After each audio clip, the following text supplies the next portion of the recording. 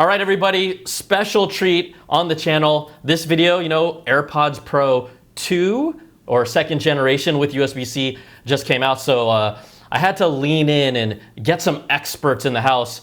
But these are experts from in the house of Apple. I've got Ron Huang, VP of Sensing and Connectivity. What's up, Ron? Good. Oh, are you ready for this? Yeah, I'm excited to talk to you, man.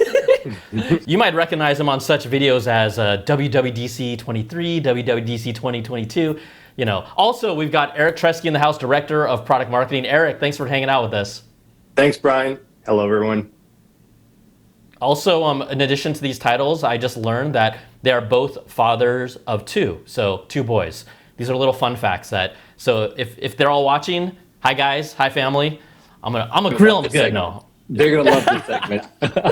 They're like, oh my gosh.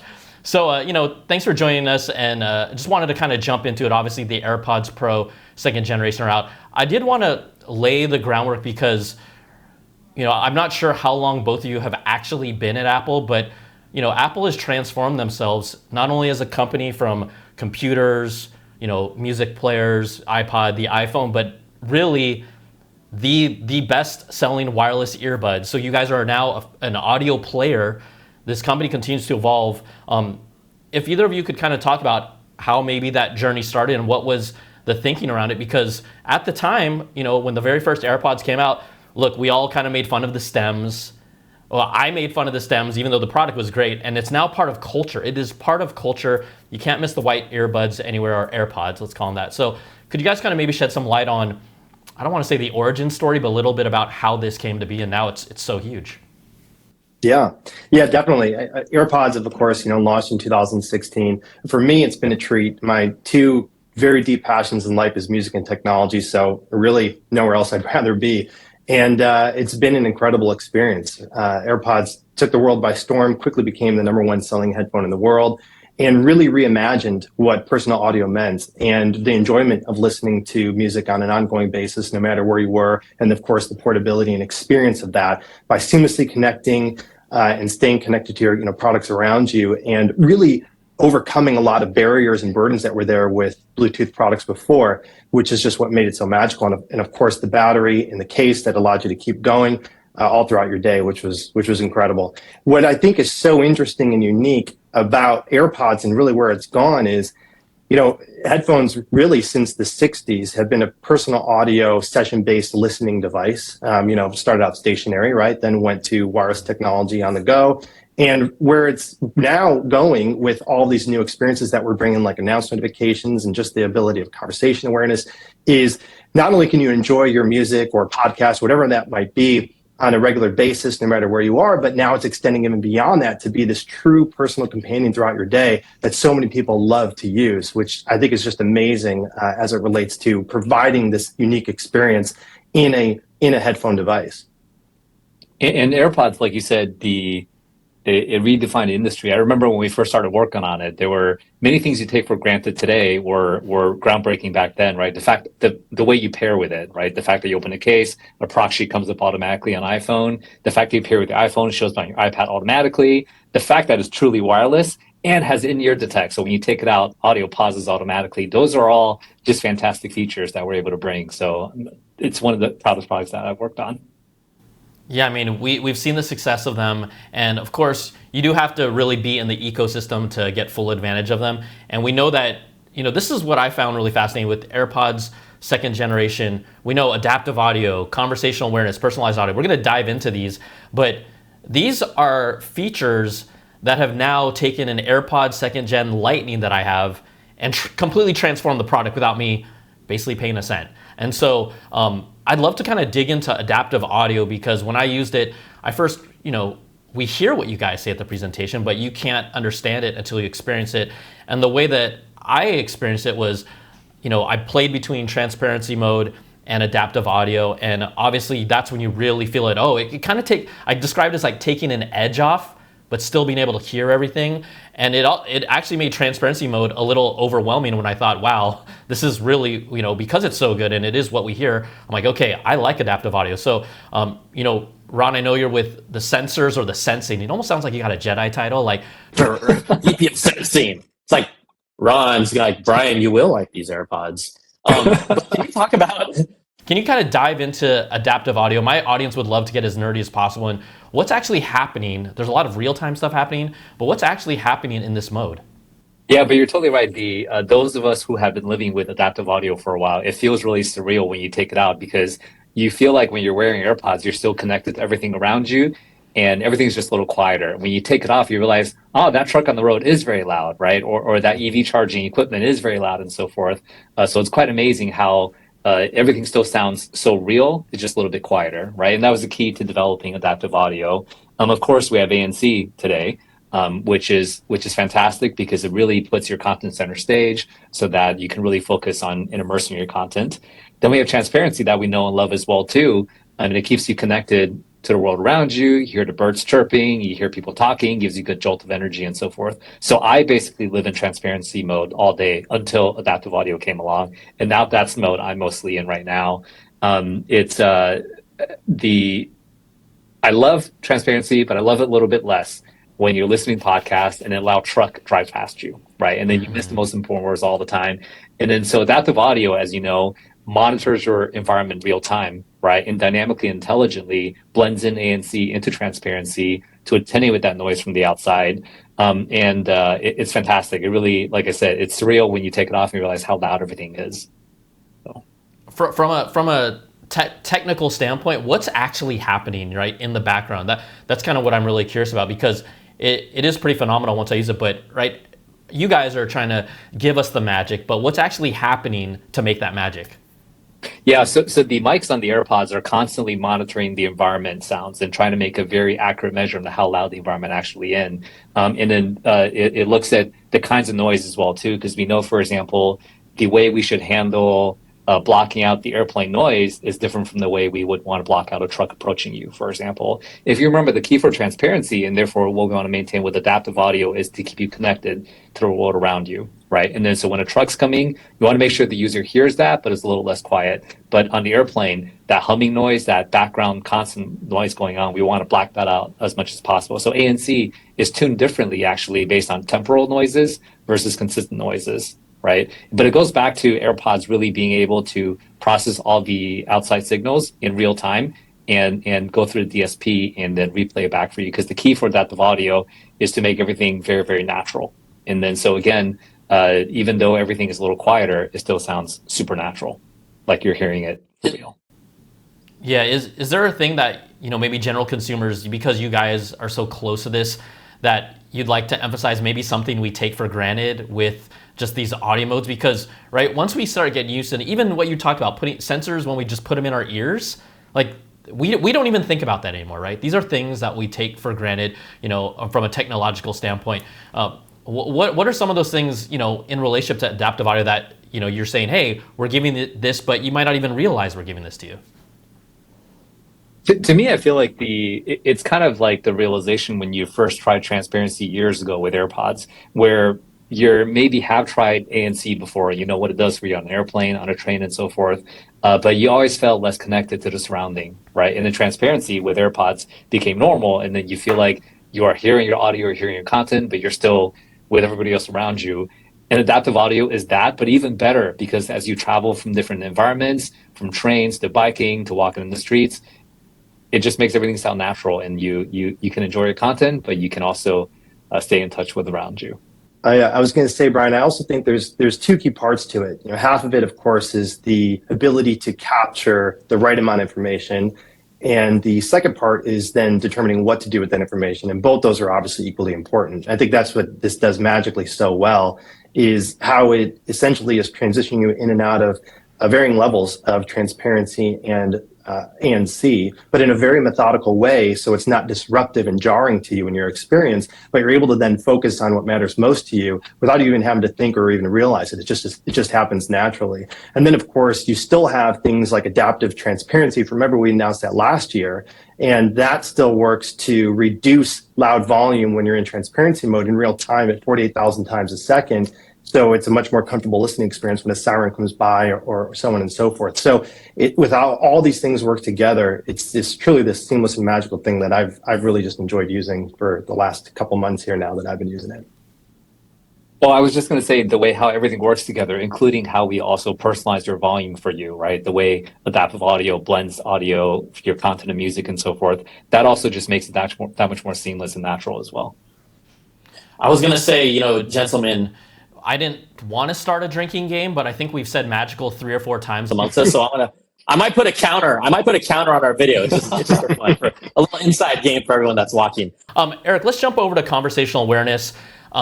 Obviously, this is a feature that we have seen on other products outside of Apple.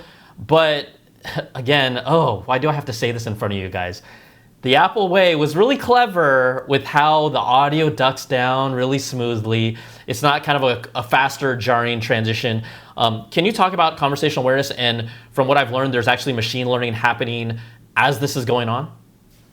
Yeah, exactly. And there's all these things, of course, all work together: adaptive audio, personalized volume, and conversation awareness. And because they had to all happen at once in order to have the full experience where everything just works for you. If we had adaptive audio, for instance, without conversation awareness, and you had to take your AirPods Pro to your ear to have a conversation, then it wasn't the full experience we wanted to deliver. So that's why we're so happy, first of all, that all this could come about. And conversation awareness, essentially what it's doing is it's monitoring what you are saying as well as your jaw movements to allow you to engage better in conversations, ducks audio if it's music, and then brings that back, because it's this real amazing way to obviously still be able to have that music playing in the background. What's great about it, and something to add to that, is if it's spoken word like a podcast, we actually know that content is being played. And since that's more important to the user to focus on every word that they're hearing, we actually will pause that content where we don't with music. Mm-hmm.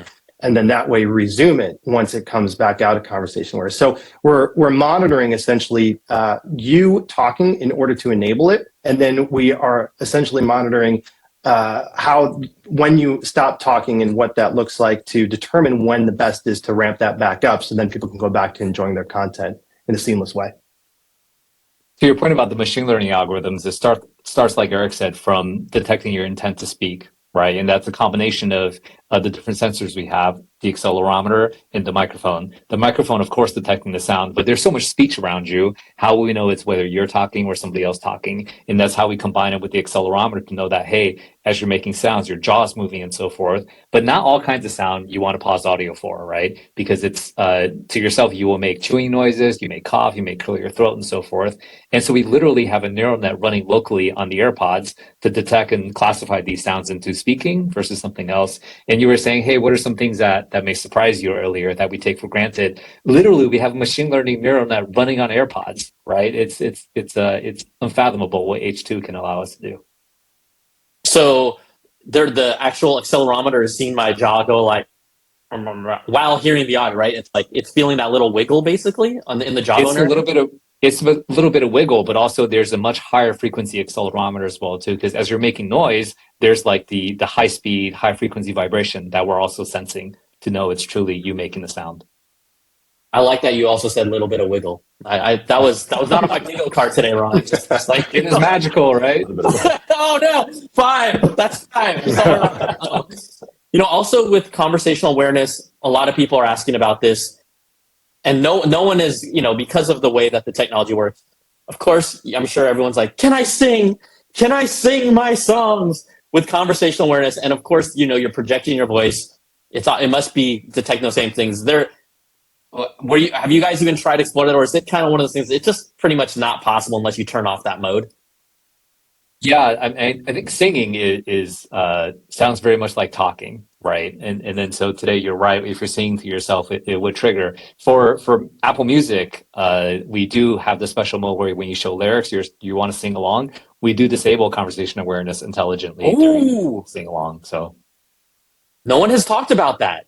No, literally, this is nugget. All you blogs and aggregators, you just heard that.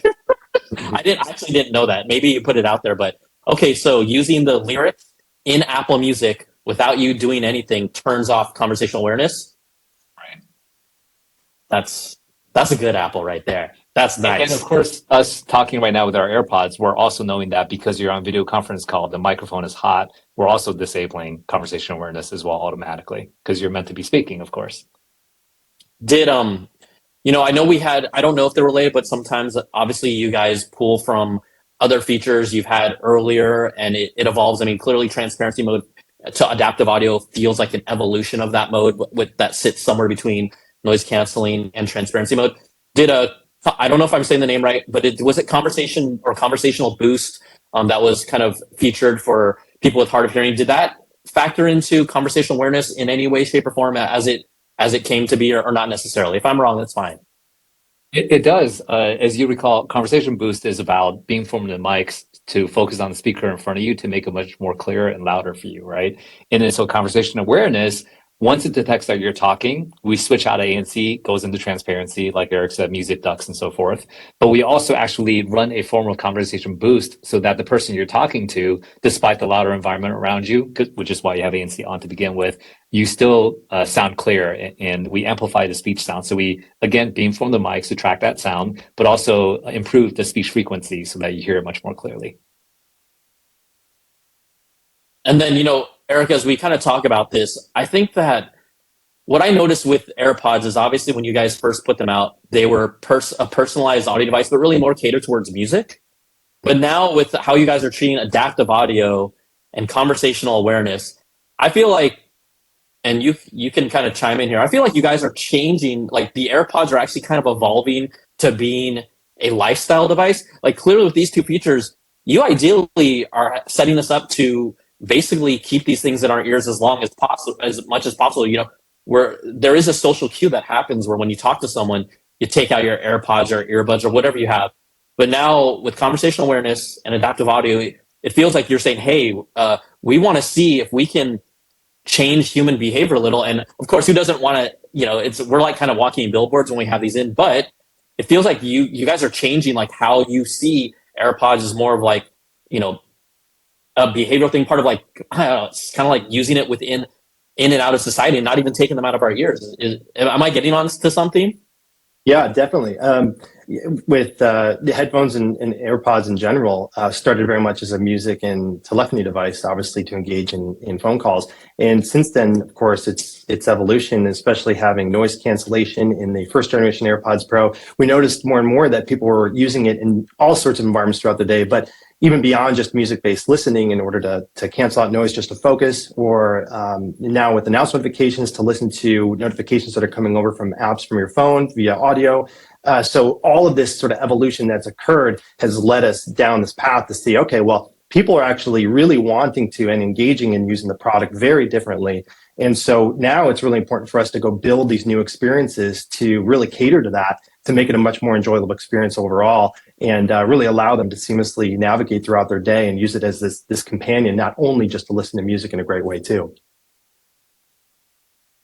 And Ron, being the part of this sensing and connectivity, did this information kind of guide you all in what type of sensors that you wanted to equip, AirPods with? Obviously, from the first one to the now second generation, that they've completely evolved, even from the surfaces that are available to touch and interact with. How did that inform you of the direction that you wanted to take them as well? Yeah, there's a lot. I mean, knowing that we want to make AirPods into something that you can use effortlessly throughout your entire day, hands-free usage is super important, right? So, for example, that's why we knew with AirPods Pro, we added the fact that you can swipe on the stem so that you can increase the volume. That's one less thing you have to pull your phone out to do, for example. Or Siri, of course, super important to invoke Siri anytime you want, right? And then, so when we first added Siri to AirPods, all the work that went into being able to have a mic that is always on so that we can detect Siri when you want to talk to Siri. Again, using detecting the wiggle and the high rate accelerometer and so forth to know that you're speaking. And of course, this year we also know that as we added Siri instead of Hey Siri, just Siri on your iPhone, that also works with the AirPods as well too. And so we know that to everything we can do, like Siri announced, like Eric mentioned, to help you wear AirPods all day, and all the convenience feature to help you operate your phone in your life hands-free are super key.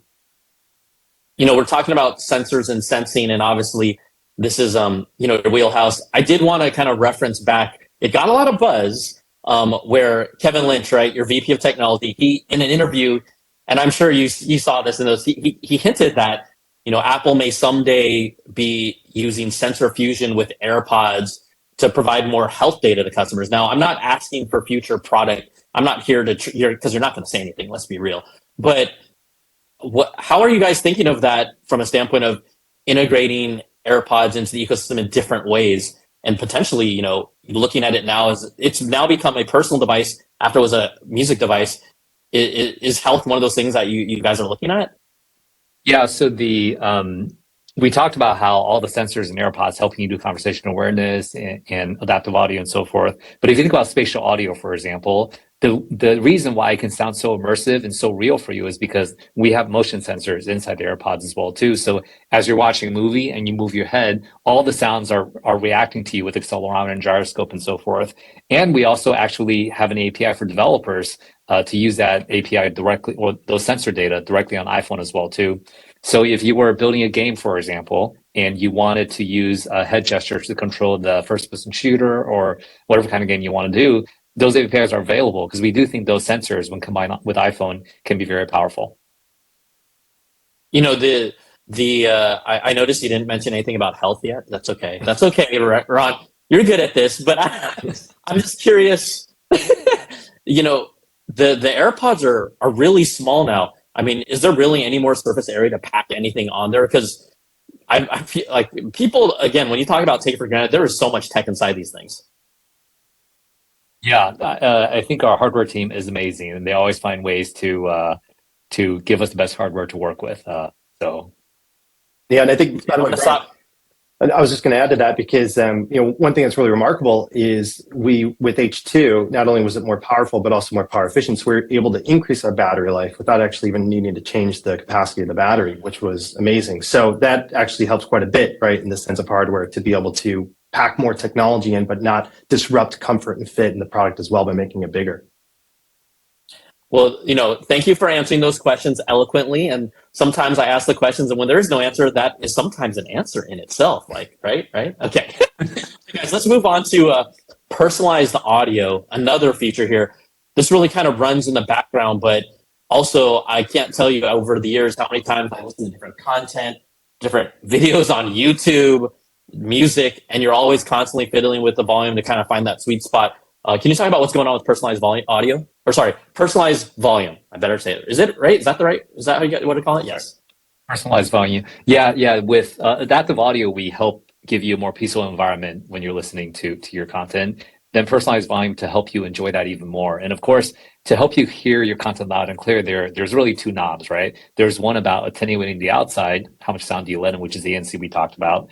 And then there is how loud do you want to play the content. Of course, we know too much ANC starts making you less connected to the surrounding, right? And too loud a volume, well, it's overpowering, right? And then so the goal here really is to find that perfect interplay between ANC and volume, right? And then so we monitor the environment real time, but even more so, we monitor the signal to noise ratio of your content to the ambient noise inside your ear, right? So with the microphones inside the AirPods inside your ear, that's the best way to measure accurately exactly how much noise are you letting in and how much content you're playing, right? And then so we started with tens of thousands of hours of audio content data, different people listening to different types of media in different environments with different background noises to know what typical listening preferences are, right? And we built a neural net on the buds to blend that for our users. But of course, we know that you and me probably listen to music differently. Sometimes maybe I like louder or you like louder and so forth.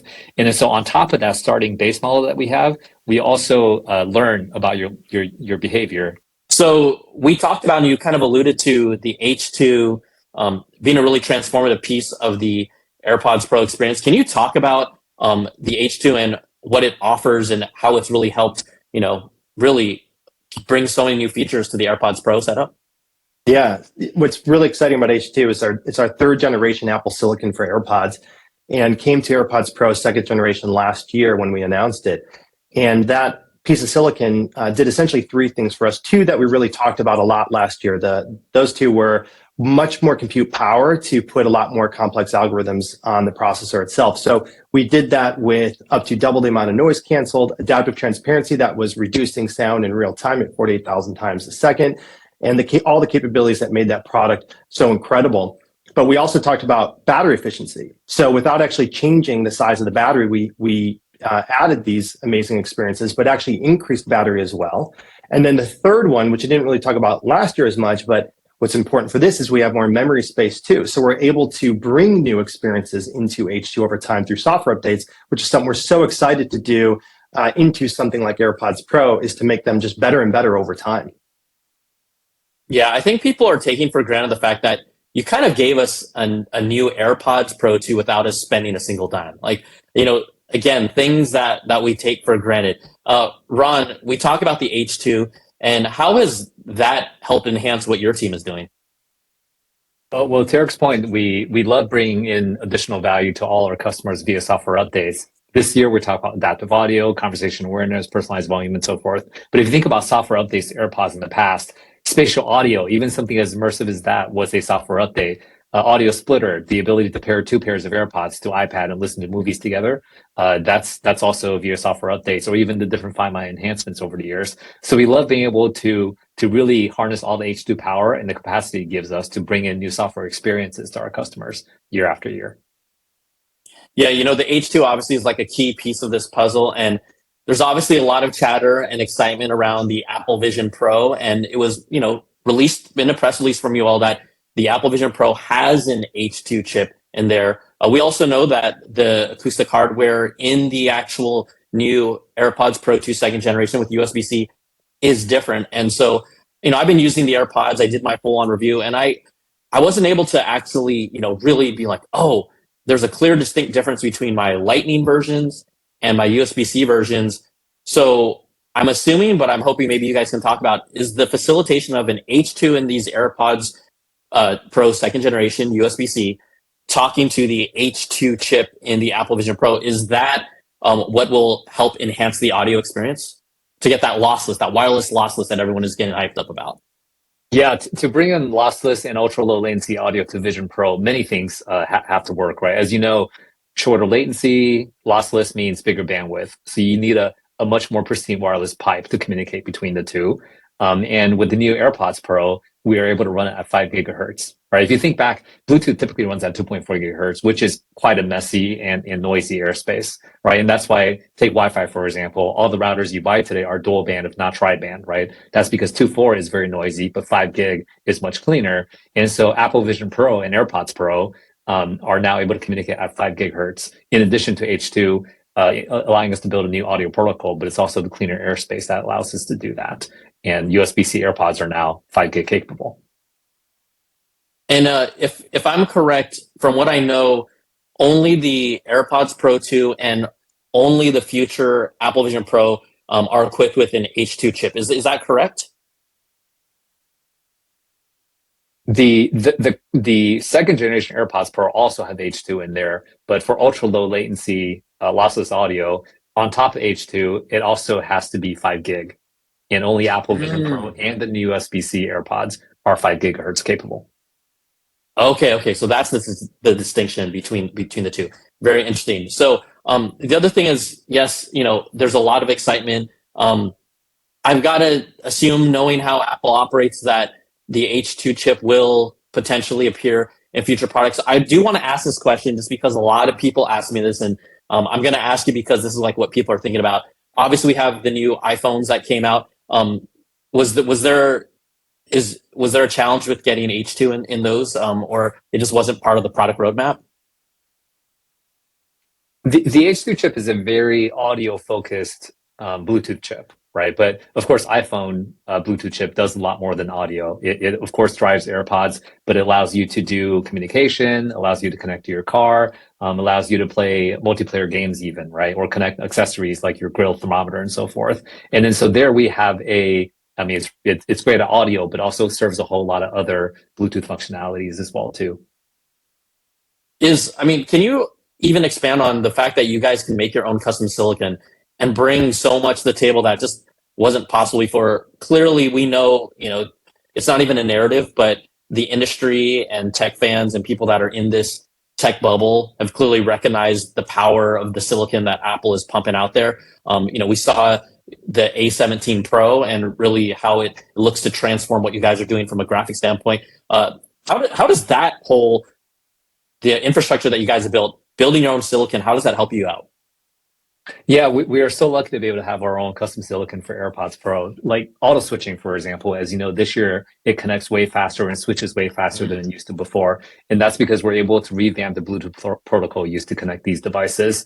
The fact that H2 on AirPods allows us to literally connect to two devices at a time between, say, iPhone and iPad, that's how we're able to switch back and forth between these two devices very quickly, right? The way auto switching works is that all your iPad, your iPhone, and Mac, they're all aware of what each other is doing. So you're on a phone call on iPad or you're playing music from the phone. It knows what the devices around you are doing and knows the relative audio priority. And therefore, we get to intelligently advise AirPods Pro which device it is the one that it should connect to. But like I said earlier, it is the power of H2 that allows us to connect to two devices at a time so you can switch back and forth very rapidly. Okay, here's a quick question. We're gonna wrap things up pretty soon, but if you had, I know I'm putting you both on the spot, but if you had like this crazy dream feature that you could put in the AirPods Pro or any Apple Audio product, just I'm gonna let you marinate on it. I'm not gonna like let you just throw it on you, but some crazy feature. What do you think that might be for you all? Great question. Right now, Ron's like, what are we doing that I really like that I can't say, but something that I can say that I really like? I'll say the like I mentioned earlier before, the motion sensors on AirPods allow you to developer to use the API to control a game and so forth, right? And so clearly, the things you can measure and see from the person's years and head is differently from what you can see from a phone, for example. So I think that opportunity is very interesting to keep on exploring what AirPods with iPhone can do together to really detect more things and sense more things. Yeah, and I would say the obviously making music and podcasts we're listening to more enjoyable, but not only in the downlink way, but also to what's in your surrounding environment and interacting with that in a more unique and beneficial way, and really just being this more and more continual companion throughout your day to actually just help you and be something that's truly important for you, which is great to see AirPods Pro doing that today. But I think there's really great possibilities for the future in all that as well. I mean, we know. You guys have shown us that across your products, the future, everyone kind of threw out a little nugget this time in the fall event where all roads are pointing towards Vision Pro in small ways, whether it's the AirPods, whether it's spatial video on the iPhone, capturing that helps supply content that we need. Because I do feel like immersive content is one of those things that is going to draw people to actually use it. I've got to do the demo and it's powerful. And then you have like the iCloud storage getting up to 12 terabytes. I feel like it's that high because we're going to be feeding that content up to the cloud, and then we want to be able to watch it on our Vision Pro. You guys are doing so much, even with the Apple Watch, a little double tap. I mean, that's to get us as consumers comfortable with the gesture-based move that we haven't before. That again, all roads are leading to Apple Vision Pro, right? So, and this is not a secret. It just shows that you guys are showing us a little bit of your cards of like, hey, just to let you know, this ecosystem, this is really, that might be kind of like the true ecosystem device that's like everything is tied to it, from the ground up. Internally, I'm not asking you for spoilers, but are you guys excited about the Vision Pro and what it means for your product category? I'm super excited. We talked a lot about ultra low latency audio, and I think spatial audio, and with the immersion of the movies that you're going to be able to watch on an Apple Vision Pro, it's going to be blow away. Yeah, and I completely agree. I think the immersiveness that we're able to achieve in so many ways now having that in a video device is just truly remarkable and going to just completely change the way that people experience content and interacting even with people. I think it's really great. And to your point earlier about the ecosystem, right? Apple Vision Pro, we have the sidecar feature where you can use your Mac with Apple Vision Pro on as well too. Again, that's sort of because we have a very strong wireless fundamentals to allow us to be able to talk between Vision Pro with your Mac, with your AirPods, and so forth. And again, like you said earlier, the advantage that we have on the wireless space is keeps us really excited and dream very big. Well, gentlemen, you have survived this interview. You guys have done great. Thank you for, spending time here. Thank you for answering like 95% of my questions. It's really great. Again, thanks again. I hope we can do it again. And I didn't bite too hard, right? No, that's great. No, Brian, you were great. magic. We love it. Anytime, Brian. I was going to say, we stopped, after I pointed out, people stopped using the word magic, but here's to you. Here's to you, Ron. Here's to you, Eric. All right. Thanks, everybody. Take care. We'll talk to you soon. Thanks, Brian. Take care. All right. Bye-bye.